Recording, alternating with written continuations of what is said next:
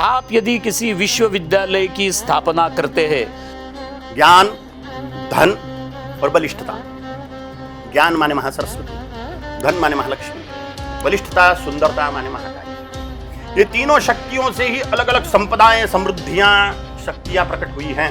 महाराज, मार्कंडेय पुराण, देवी पुराण, इसके बारे में क्या कहें?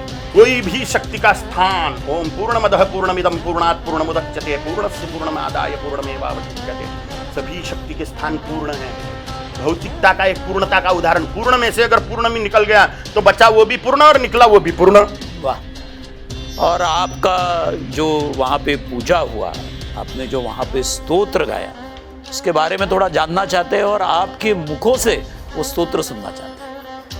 अहि गिरि नंदिनी नंदित मेदिनी विश्व विनोदिनी नंदिनुदे गिरिवर विंध्य शिरोधिनी वासिनी विष्णु विलासिनी जिष्णुनुदे। आज एक बहुत बड़ा सुवर्ण कांचन योग आया है, कपिला षष्ठी का योग आया है कि हमारे साथ आज यहाँ उपस्थित है काली पुत्र कालीचरण महाराज। नमस्कार। ओम काली। मेरा अगला सवाल आपको ये है कि हर किसी के लाइफ में एक टर्निंग पॉइंट होता है, आपके लाइफ में भी वो होगा। आपको धर्म की, अध्यात्म की रुचि कैसे निर्माण हो गई? दो बड़ी घटनाएं घटित हुई है। एक तो टांग टूटने के बाद में काली माँ ने जोड़ देना, ये काली माँ के प्रत्यक्ष दर्शन से, उस दिव्य सुगंध, उस दिन दिव्य सौंदर्य के दर्शन से, उस परमानंद की लब्धि से पागल ही हो गया मैं। स्कूल वूल छप छप छूट गया, श्मशान में ही रहता था अथवा फिर मंदिर में। हमारे घर के पीछे 100-200 मीटर पे राजराजेश्वर शिव मंदिर है, राजराजेश्वरी काली।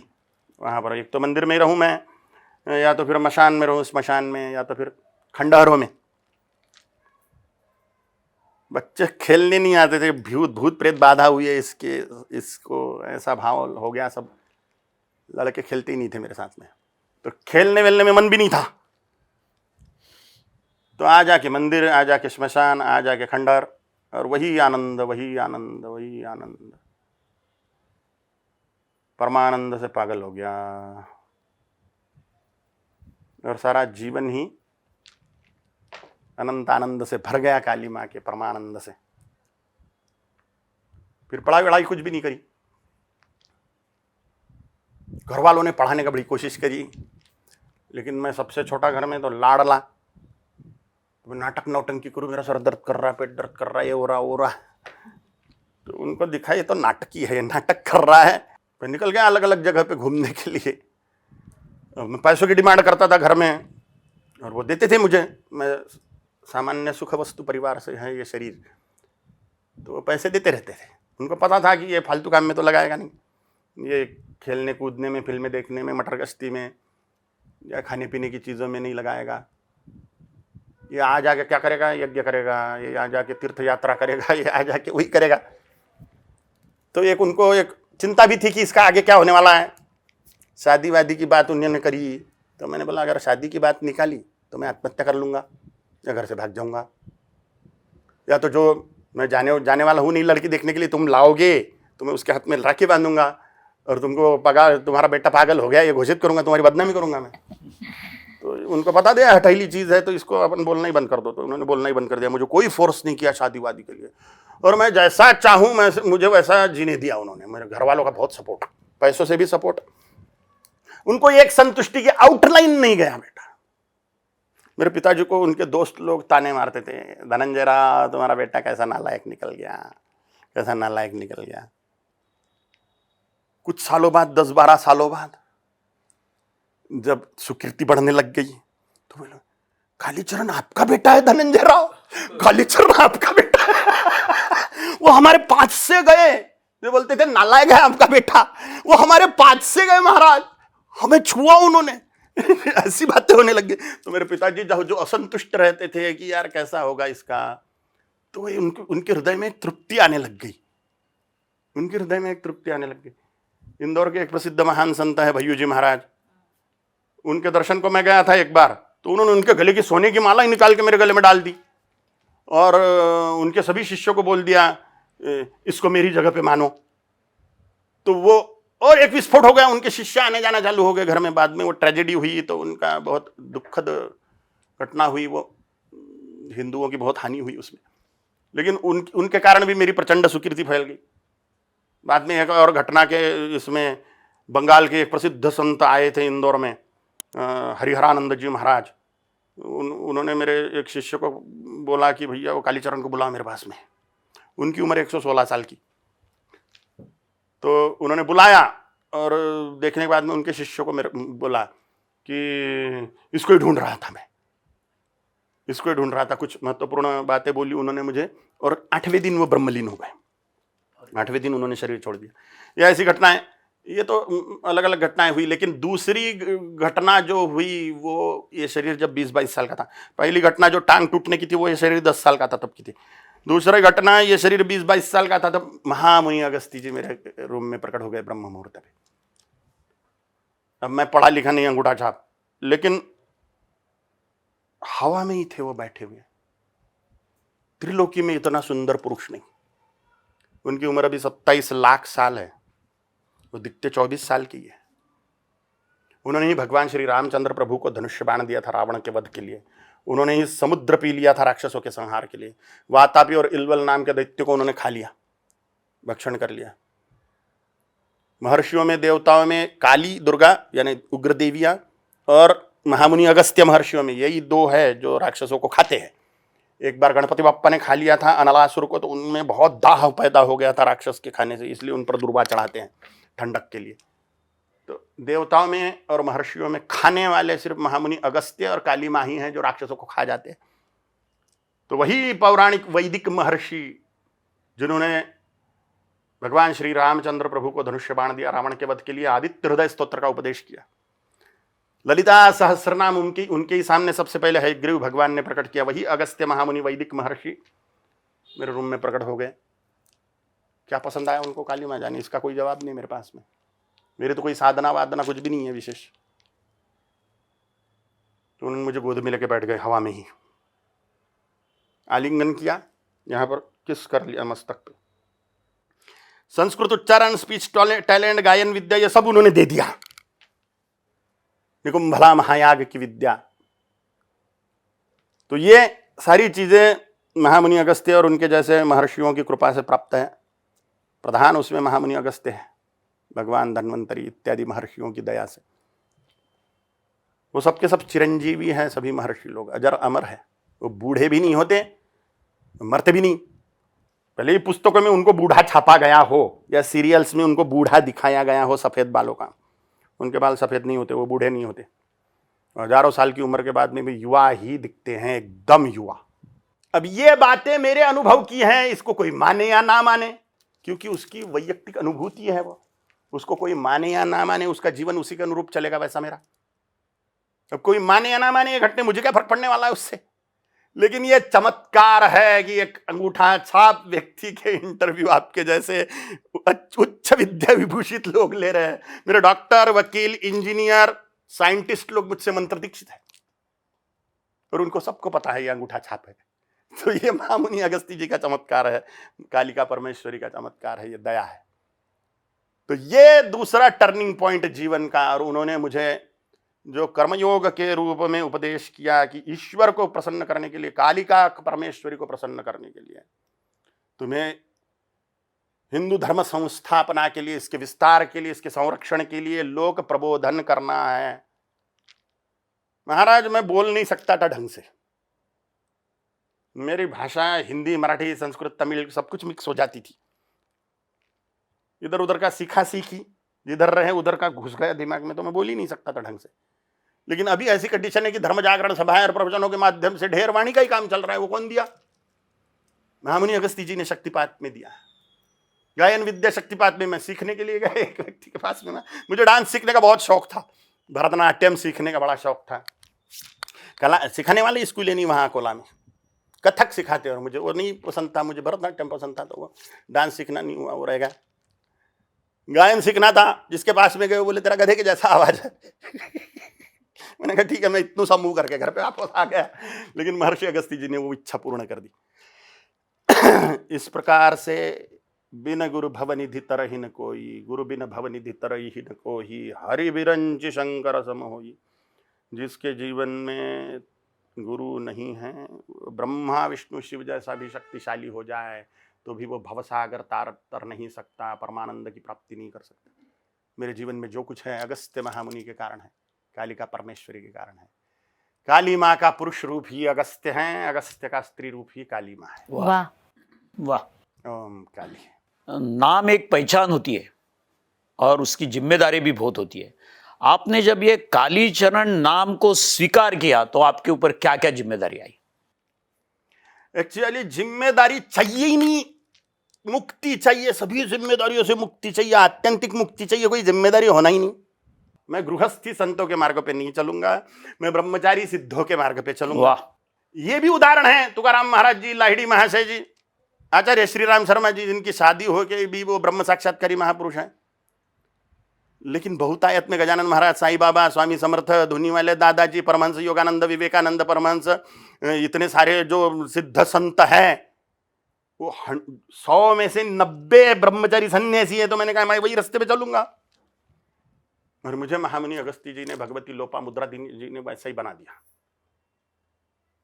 मुझे कभी उस चीजों का ऐसे खो खो आकर्षण नहीं लगा कि भाई चाहिए चाहिए चाहिए चाहिए, मुझे कोई उसकी डिमांड नहीं रही। तो मैं उसी मार्ग पे अगस्त्य महामुनि जी के उपदेश से चला कि तुझे इसी रास्ते पे चलना है और तुझे धर्म राष्ट्र का ही कार्य करना है, उसी रूप में चलते रहे। आपने जो प्रश्न किया, जिम्मेदारी क्या आई है? जिम्मेदारी कालीचरण। अब ये कालीचरण नाम मुझे बड़ा प्रिय। लोग बोलते थे फिल्मों में डकैतों का नाम है, गुंडों का नाम है। वो प्रतिघात नाम की एक फिल्म आई थी, उसमें वो गुंडे का नाम था, वो बड़ा कुकर्मी। बाद में अन्य जगहों पे भी कालीचरण डकैतों का नाम दिखाते हैं। मैंने कहा भैया मेरे को तो यही प्रिय है, और मैं कालीचरण कालीचरण बोलने लग गया। लेकिन बाद में महामुनि अगस्त्य जी ने मुझे बोला कि ये नाम मैंने तुझे दिया है। वाह। मुझे लगता था मैंने धारण किया, हाँ, धारण वारण किया हुआ नहीं है, गुरु प्रदत्त है। वाह। तो महर्षि अगस्त्य जी को मेरे मन में प्रश्न उत्पन्न हुआ कि ये नाम मेरा कैसे, मुझे क्यों प्रिय? तो महर्षि अगस्त्य जी ने उसका रहस्य बताया कि काली माँ के बाएं पैर के अंगूठे से तेरी उत्पत्ति है, इसलिए तू मनुष्य दिखते हुए भी काली माँ का पुत्र है, इसलिए तेरा नाम कालीचरण है। वाह वाह। इस प्रकार से नाम रहस्य उत्पत्ति में साइन भी करने लग गया, काली पुत्र कालीचरण। क्योंकि काली माँ ने बोला था हम तो माता काली का परमेश्वरी, इसलिए काली माँ का बेटा। कालीचरण क्यों? काली माँ के बाएं पैर से उत्पत्ति है मेरी। अब ये कोई माने या माने, ये मेरी बातें हैं, ये मेरी प्राइवेट बातें हैं। इसको माने या ना माने, कोई इसको उससे क्या जरूरत है? आपकी मम्मी का नाम अगर फलाना है तो आपकी मम्मी का नाम है, वो आप मानो, दूसरा कोई माने या ना माने। सही बात है। मेरे पापा का नाम ये है, दूसरा कोई माने या ना माने, वो मेरे लिए मेरे पापा है, मेरे लिए मेरी मम्मी मेरी मम्मी है, मेरी माँ मेरे पिताजी मेरे लिए मेरे पिताजी है, वो दूसरों माने या ना माने। इसलिए काली माँ ने मुझे बोला तू मेरा बेटा। किसी कोई डीएनए थोड़ी टेस्ट करता है यही बाप है या यही माँ है करके। माँ ने बोल दिया मैं तेरी माँ और ये तेरा बाप। कौन डीएनए टेस्ट करने जा रहा है? विश्वास। कोई डीएनए टेस्ट नहीं करता। उसी प्रकार से काली माँ ने मुझे बोला, महामुनि अगस्त्य जी ने बोला, बस हो गया। गुरु प्रमाण, गुरु प्रचिति, आत्म प्रचिति, शास्त्र प्रचिति। गुरु क्या बोल रहे हैं वो एक प्रमाण होता है, हमें अनुभव क्या आया ये एक प्रमाण होता है, शास्त्रों में क्या लिखा होता है ये एक प्रमाण होता है। अब मेरे मामले में शास्त्रों में कुछ नहीं लिखा हुआ, लेकिन मेरी अनुभूति और मेरे गुरु ने बोला, खत्म हो गई बात। ओम काली। महाराज जी, आज तक का जो सफर आपने तय किया है उसमें आप सीधा भिड़ जाते हैं, एकदम निर्भीड़ और एकदम डायरेक्ट। ये बोलने से हमें मालूम है आपके ऊपर बहुत अच्छे बुरे प्रसंग आए हैं, तो आप इस प्रसंगों के तरफ किस भावना से देखते हैं? महर्षि अगस्त्य जी का उपदेश है, तुझे धर्मगुरु के रूप में प्रतिष्ठित किया गया है। लोग मुझे धर्मगुरु, साधु, संत, महात्मा, महापुरुष ऐसा मानते हैं, लेकिन ये रियलिटी नहीं है। रियलिटी मैं हूँ काली माँ का बेटा। मैं साधु, संत, महापुरुष वगैरह कुछ नहीं हूँ, लेकिन मुझे धर्मोपदेश देने का काम दिया हुआ है अगस्त्य महामुनि जी ने, कालिका परमेश्वरी ने। और मेरा काम है सच्चाई बताना स्टेज पर से सभी लोगों को, भले ही उसमें खोपड़ी में गोली लग जाए। वाह। इसलिए गुरु की ऑर्डर फॉलो करो। गुरु की प्राप्ति अगर मस्तक दे के भी गुरु की प्राप्ति होती है, गुरु की प्रसन्नता होती है, तो मस्तक दे दो। वाह। शीश दे जो गुरु मिले फिर भी सस्ता जान, यह तन विष की बेलरी, गुरु अमृत की खान, शीश दे जो गुरु मिले तो भी सस्ता जान। मस्तक दे के भी गुरु प्राप्त हो जाए, गुरु की प्रसन्नता प्राप्त हो जाए। अब गुरु तो प्राप्त ही है परम सौभाग्य से। क्या पसंद आया उनको पता नहीं, मुझे तो मेरे कोई सत्कर्म दिखते नहीं कि गुरु मेरे पे प्रसन्न हो जाए, लेकिन उन दयालु कुछ होगा पता नहीं, वो रहस्य नहीं पता मुझे। तो मिल गए तो उनकी प्रसन्नता भी चाहिए। गुरु है लेकिन खुशी नहीं है अपने पे, तो थू है ऐसे जीवन पे। तो उनकी जिसमें खुशी है उसी की मेरे में खुशी है। एक अनपढ़ व्यक्ति को एक पत्थर को उन्होंने चमका दिया त्रिलोकी में, तो वो गुरु ही है। तेरी चौखट पे लग के पत्थर भी हीरे बन जाते, ऐसा कोई गीत है एक देवी माँ का। मिलता है तेरे दर पे मुकद्दर से भी ज्यादा, यहां तक कि मुकद्दर भी तेरे दर पे आके मिला। वाह वाह। पत्थर कहीं हीरे यहाँ, दर को तेरे छू कर बने। वाह। तो ऐसा ये बात मेरे जीवन में है कि एक कुछ नहीं, सामान्य से भी सामान्य अनपढ़ व्यक्ति, पढ़ा लिखा नहीं, फिर भी 5 लाख शिष्य और इतनी सारी सुकीर्ति, ये सब अगस्त्य महामुनि काली माँ की दया है। और उन्होंने जो कर्तव्य बोला है, सुख दुखे समय कृत्वा लाभा लाभौ जया जयौ। सुख मिलेगा कि दुख मिलेगा, लाभ होगा कि हानि होगी, विजय होगा कि पराजय होगा, इसका विचार किए बिना मुझे खुश करने के लिए युद्ध कर। ये भगवत गीता के ऑर्डर ही महर्षि अगस्त्य जी के ऑर्डर है जो गुरु ने उपदेश किया है। सुख दुखे समय कृत्वा लाभा लाभौ जया जयौ ततो युद्धाय युज्यस्व नैवं पापम वाप्स्यसि। तो तुझे मुझे खुश कर लेगा, मुझे प्रसन्न कर लेगा। हतो वा प्राप्स्यसि स्वर्गम जित्वा वा भोक्ष्यसे महीम तस्मादुत्तिष्ठ कौन्तेय युद्धाय कृत निश्चयः। ये ईश्वर की भी ऑर्डर है ही भगवत गीता। मर गया तो मुझे प्राप्त कर लेगा, परमानंद को पाएगा। जित्वा वा भोक्ष्यसे महीम, अगर जी गया तो भूमि पर धर्म राज्य की स्थापना करके आनंद भोगेगा। जहां पर धर्म राज्य है वहीं पे सुख शांति है। विश्व शांति धर्म राज्य से ही संभव है। महाराज, आपने मन शांति की भी बात की अभी। मन का मतलब क्या है? मन का स्वरूप है विचार, वासना और ऐषणा। विचार माने निरंतर जो विचार चल रहे हैं मन में, अलग अलग प्रकार के थॉट। वासनाएं, ऐषणाएं, काम क्रोध लोभ मोह मद मत्सर, पुत्रेषणा वित्तेषणा, काम वासना, स्वाद वासना, स्वादिष्ट पदार्थ खाने की इच्छा, पुत्र में मन अटकना, पैसों में मन अटकना, सुकीर्ति में मन अटकना, मेरा नाम हो, मेरी पूछ हो, मुझे पूछे, मेरा सम्मान करे। नहीं हो रहा, कहीं जा रहे हैं, अपने तरफ कोई ध्यान नहीं दे रहा, अरे जान दो यार, वहां पे क्या जाना, हमारे तरफ कोई देख ही नहीं रहा। लोक के क्षणा, मेरा सम्मान हो, मुझे झेले लोग। पुत्रेषणा, पुत्र में मन अटक जाना, मोह। स्वाद वासना, स्वादिष्ट पदार्थ खाए जा रहे, तबीयत खराब हो जा रही, जब तो भी खाए जा रहे। काम क्रोध लोभ मोह मद मत्सर, जेलसी, अहंकार, दाम्भिकता, मद, गर्विष्ठता, ये षड्रिपु, ये ऐषणाएं और विचार। शॉर्टकट में विचार और वासना माने मन। मनोनाश हो जाना माने विचार बंद हो जाना, वासनाएं खत्म हो जाना माने मनोनाश हो जाना। निर्विकल्प समाधि अवस्था। विकल्प माने विचार, वासना या ऐषणा माने विकल्प।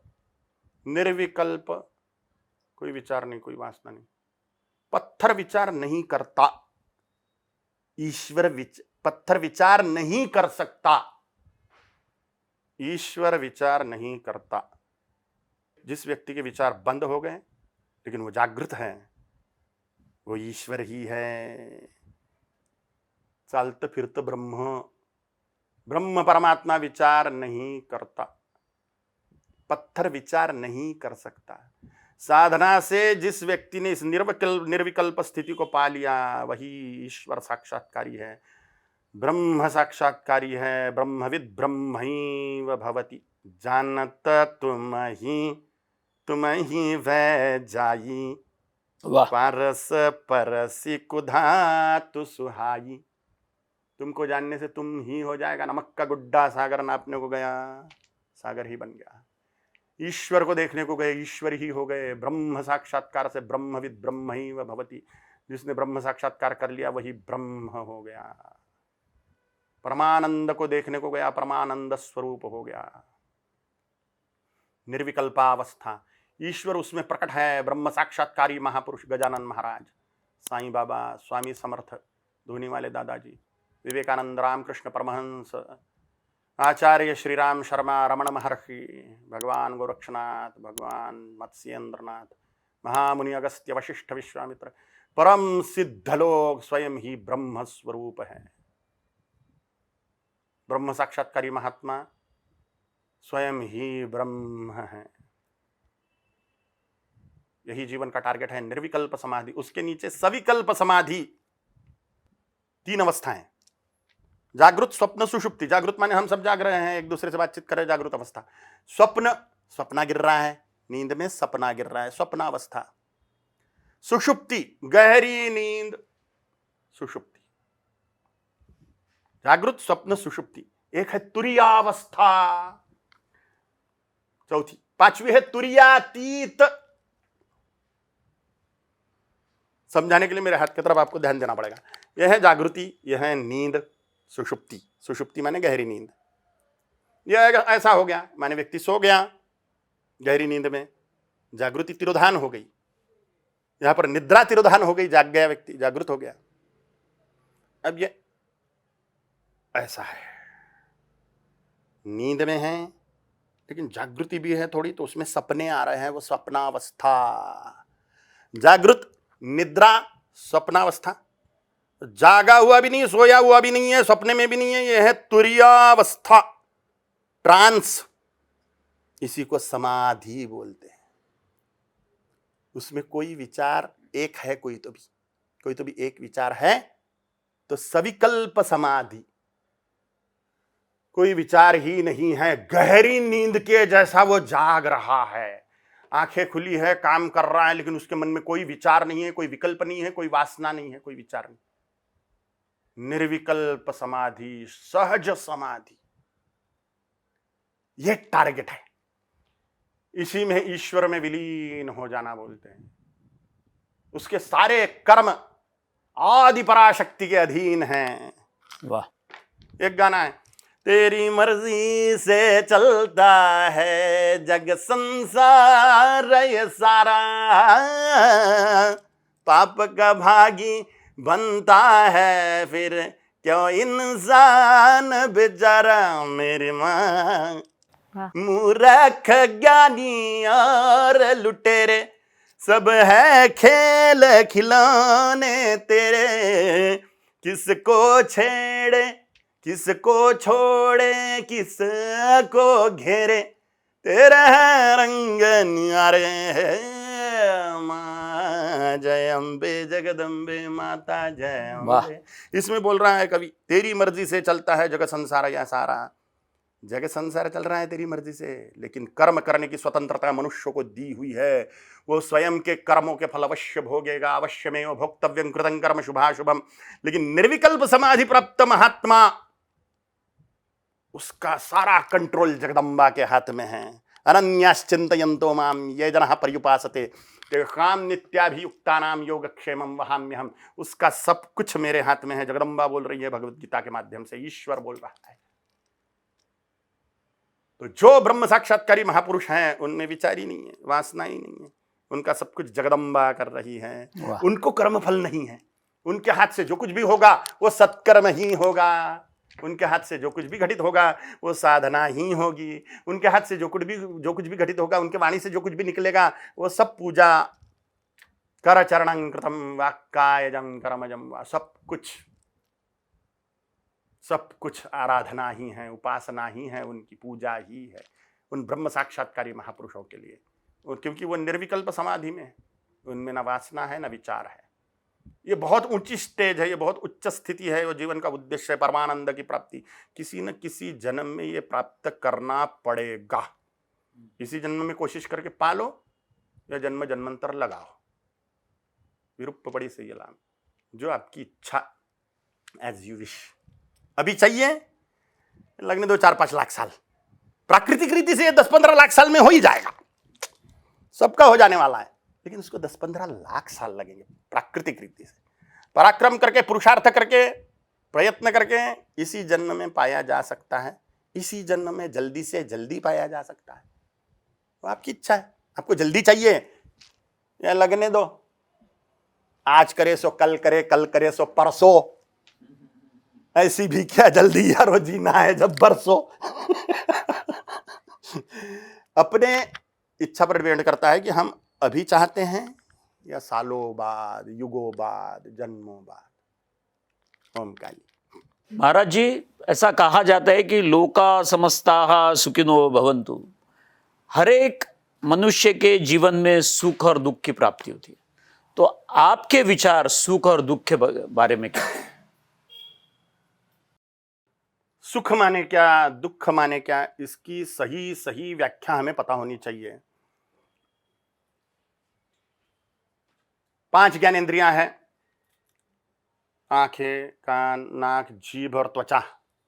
5 कर्मेंद्रियां हैं, हाथ, पैर, लिंग, गुदद्वार और मुख। ये 5 कर्मेंद्रियां हैं। मुख की जगह से 2 काम हो रहे हैं, एक बोलने का काम और एक चखने का काम। 5 कर्मेंद्रियां और 5 ज्ञानेंद्रियां, ये इंद्रिय समूह हैं। ज्ञानेंद्रियों के माध्यम से ज्ञान प्राप्ति होती है, कर्मेंद्रियों के माध्यम से कर्म होता है। ज्ञानेंद्रियों के माध्यम से, इस द्वार से, ज्ञानेंद्रियों के द्वार से, मन के माध्यम से मुझे अर्थात आत्म तत्व को होने वाली प्रिय अनुभूति अथवा संवेदना माने सुख, अप्रिय अनुभूति अथवा संवेदना माने दुख। इंद्रियों के द्वार से हमें जितने भी प्रकार के सुख प्राप्त हो रहे हैं माने अच्छे अनुभव प्राप्त हो रहे हैं, अच्छी संवेदनाएं प्राप्त हो रही हैं।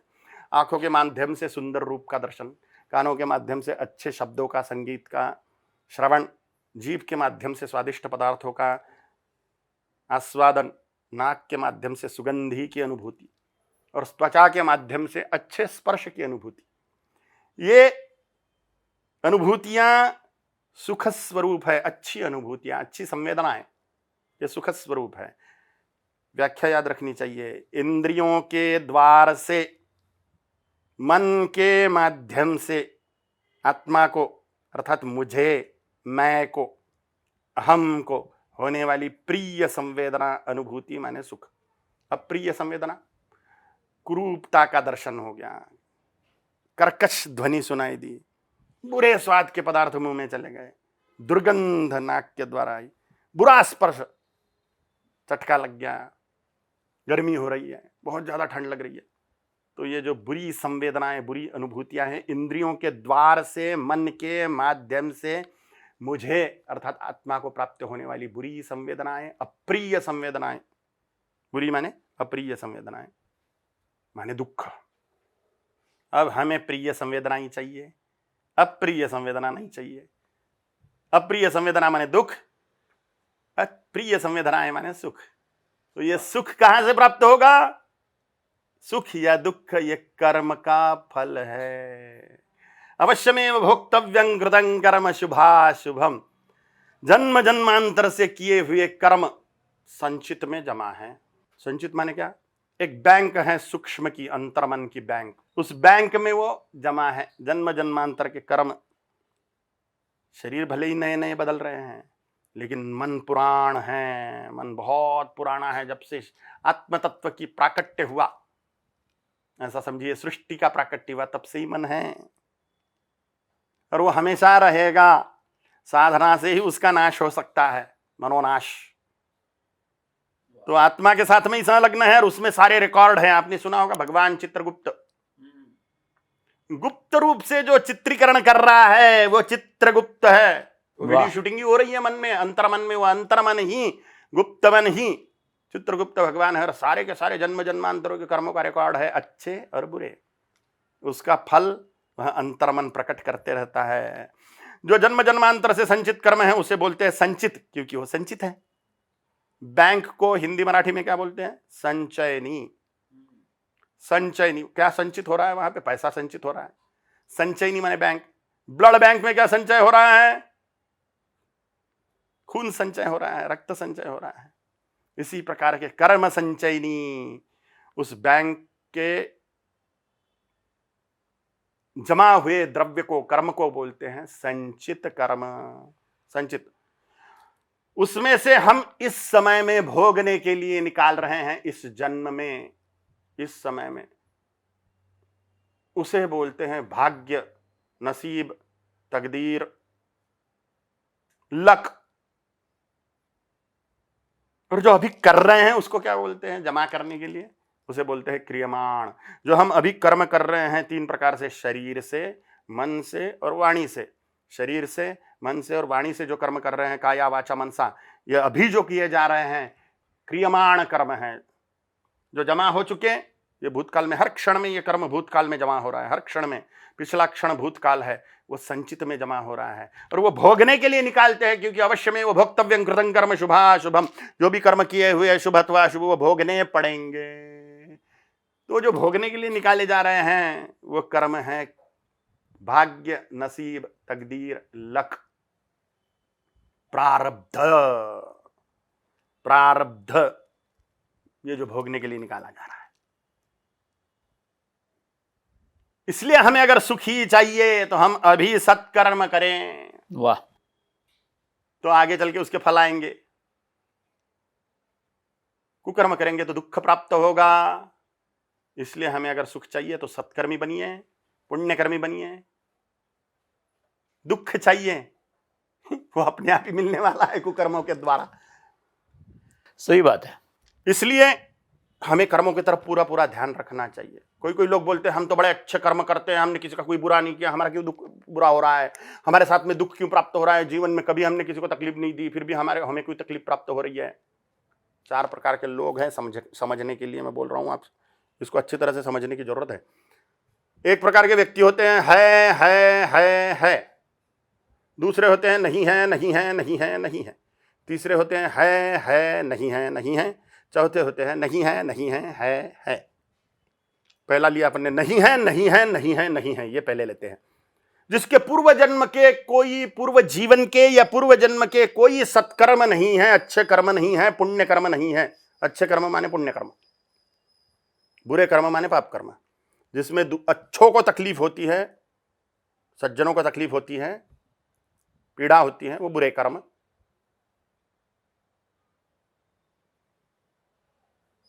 अच्छे लोगों का भला होता है तो पुण्य कर्म, सत्कर्म। नहीं है, नहीं है, नहीं है, नहीं है। पिछले जन्म के या इस जन्म के पूर्व जीवन के कोई अच्छे कर्म नहीं है, इसलिए अभी सुख नहीं है। अभी कोई अच्छे कर्म नहीं किए जा रहे हैं, इसलिए आगे भी सुख रहने वाला नहीं है। नहीं है, नहीं है, नहीं है, नहीं है। 2 नंबर पे नहीं है, नहीं है। पिछले जीवन के, पिछले जन्मों के कोई सत्कर्म नहीं है, इसलिए अभी सुख नहीं है। लेकिन अभी सत्कर्म पुण्य कर्म किए जा रहे हैं, इसलिए आगे सुखी रहने वाले हैं। नहीं है, नहीं है। तीसरे हैं है, नहीं है, नहीं है।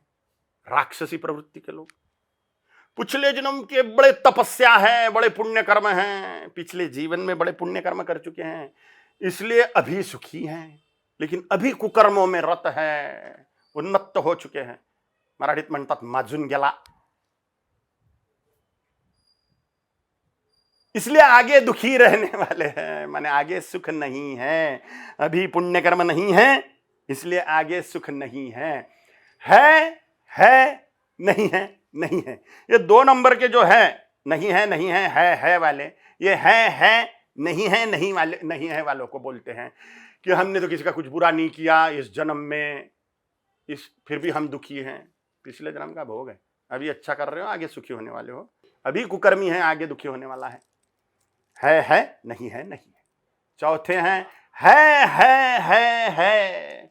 पिछले जन्म के अपरंपार पुण्य कर्म हैं, इसलिए अभी भी सुखी हैं, अभी भी पुण्य कर्म कर रहा है, इसलिए आगे भी सुखी होने वाला है। ये टारगेट है।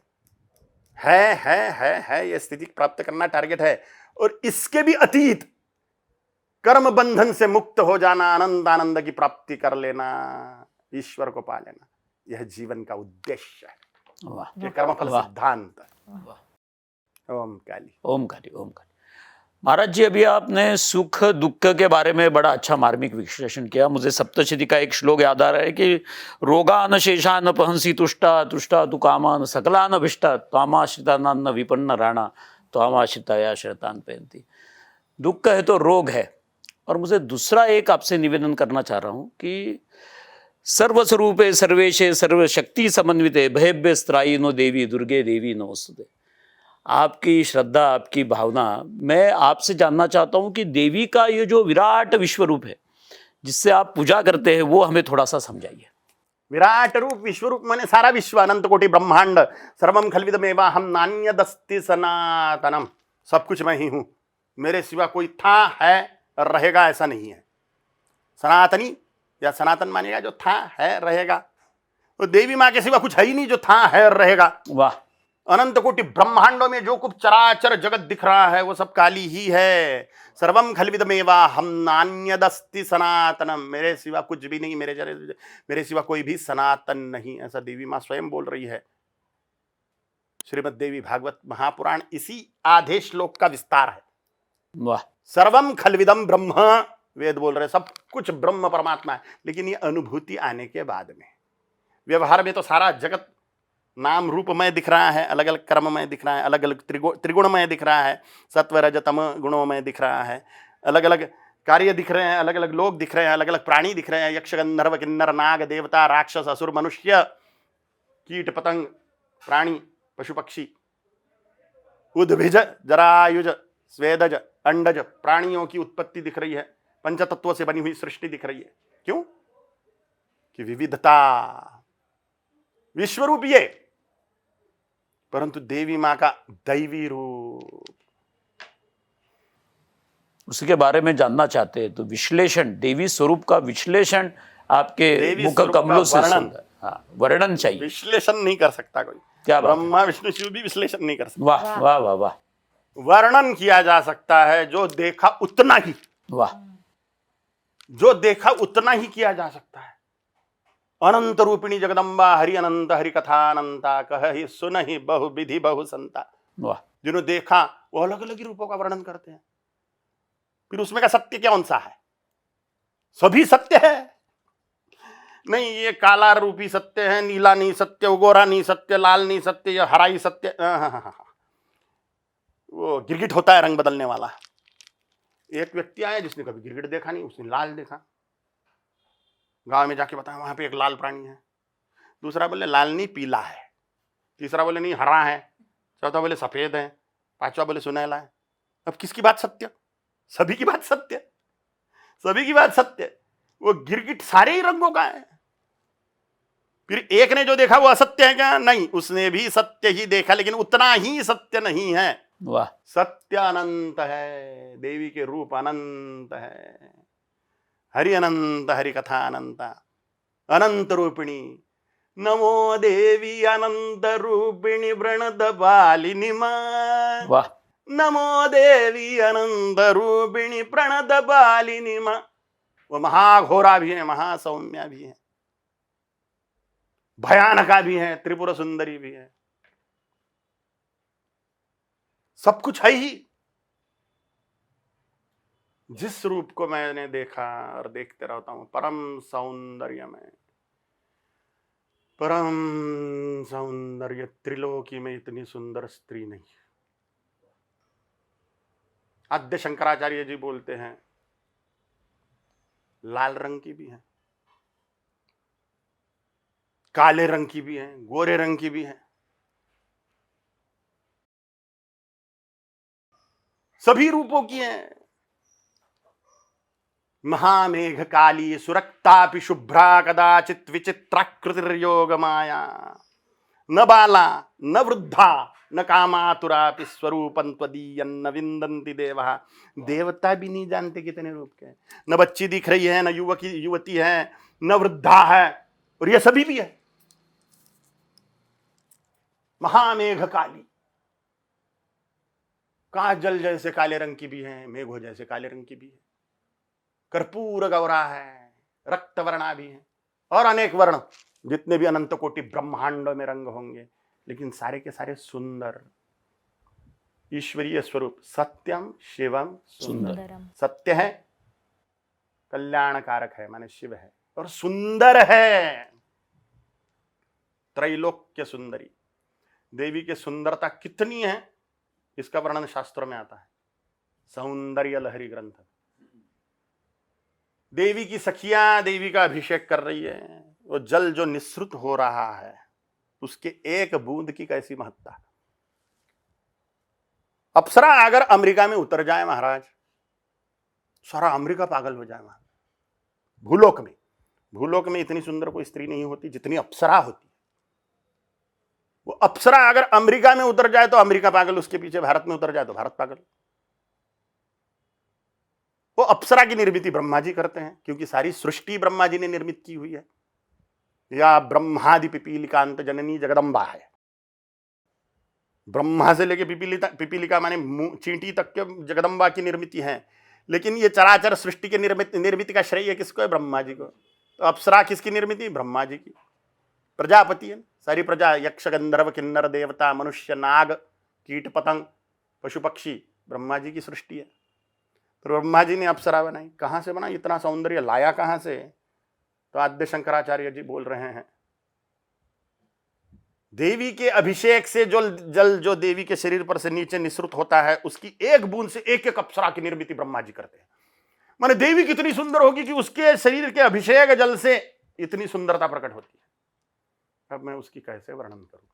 अनुपम स्वरूपाची तुझी धाटी, अन्य नसे या सृष्टी, तुझ समरूप दुसरे, परमेष्ठी करिता झाला सृष्टी, शशी रस रस रसला वदन पुटी, दिव्य सुलोचन दृष्टी, सुवर्ण रत्नांच्या श्री मुकुटी, लोपती रवि शशि कोटी, गजमुख तुझ स्तविले, हे रंभे मंगल सकळारंभे, जय जय जगदंबे, वाह। श्री अंबे रेणुके कल्पकदंबे, जय जय जगदंबे। मेरे सामने जो रूप प्रकट हुआ था वो कर्पूर गौरा काली। बदलते भी जावे और रंग, सुंदर सुंदर अद्भुत अद्भुत रंग। मैं ये नहीं बता सकता कि वो वैसा ही था, लेकिन जो कुछ भी था अद्भुत सुंदर। कर्पूर गौरा, कपूर के जैसा गोरा रंग, दूध में जैसे लाल प्रकाश डाल दिया, मध्यम नीला रंग देवी। पौन पौन इंच की बरौनियां माने पलकों की बाल, गुलाबी गुलाबी आंखें, लाल गुलाबी, शहद के जैसी पुतलियां, बिंबा फल के जैसे अधर। त्रिलोक में इतनी सुंदर स्त्री नहीं है ही नहीं, कोई सुंदर स्त्री देखी नहीं मैंने इतनी सुंदर स्त्री। घने केश राशि, घुंघराले बाल, सेमी कर ली, एकदम ही घुंघराल नहीं, मैंने जो देखा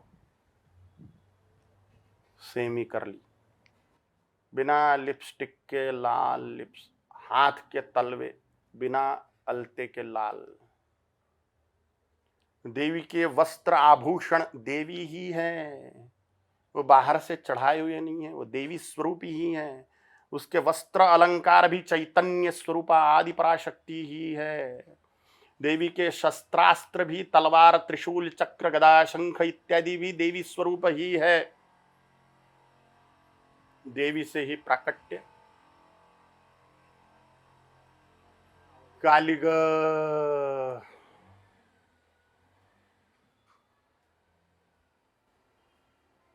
मुर्दे के तरफ अगर देवी देख ले तो जिंदा हो जाए। वाह। क्रोध से जीवित की तरफ देख ले, भाव उठा के तो उसका नाश हो जाए, ब्रह्मांड का लय हो जाए। ऐसी अफाट और विलक्षण आदि पराशक्ति, सुगंधी और प्रकाश का शरीर देवी माँ का।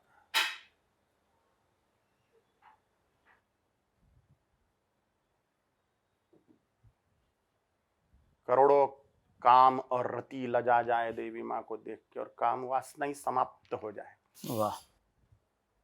सारी इच्छाएं तिरोधान हो जाए, कोई इच्छा ही शेष नहीं,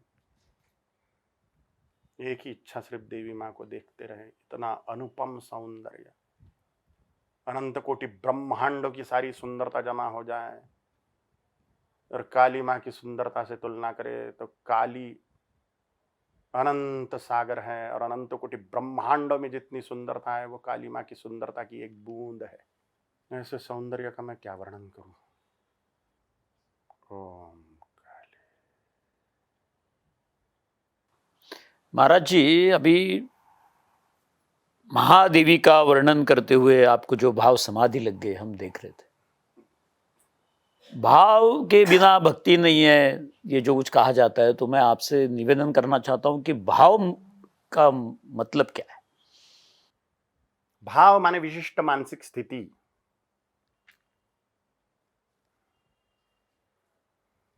जैसे डकैत छुरा मार रहा है, डॉक्टर भी छुरा मार रहा है, लेकिन डॉक्टर की इच्छा है जान बचाए, डकैत की इच्छा है जान लेवे।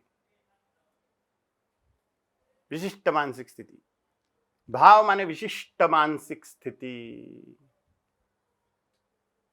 भावे वीण भक्ति, भक्ति वीण मुक्ति, बड़े वीण शक्ति, बोलो न ये। वाह। भाव अगर नहीं है, विशिष्ट मानसिक स्थिति नहीं है, तो भक्ति संभव ही नहीं है। जिन महापुरुषों ने, जिन ब्रह्म साक्षात्कारी महात्माओं ने, जिन लोगों ने ईश्वर को देखा, ईश्वर के किसी भी रूप को देखा, साक्षात्कार किया, वो साकार हो निराकार हो, साकार भी सत्य निराकार भी सत्य, पानी भी सत्य, बर्फ भी सत्य, भाप भी सत्य। पानी ऐसा ही है, वैसा नहीं है। बर्फ पानी हो ही नहीं सकता, यह अज्ञानता का लक्षण है। ईश्वर ऐसा ही है, वो वैसा नहीं हो सकता, यह भी अज्ञानता का लक्षण है। ज्ञान होने के बाद में ऐसा भी है वैसा भी है। जो पेड़ के नीचे जो गिरगिट है वो सभी कलर का है, और उसके कलर का भी है।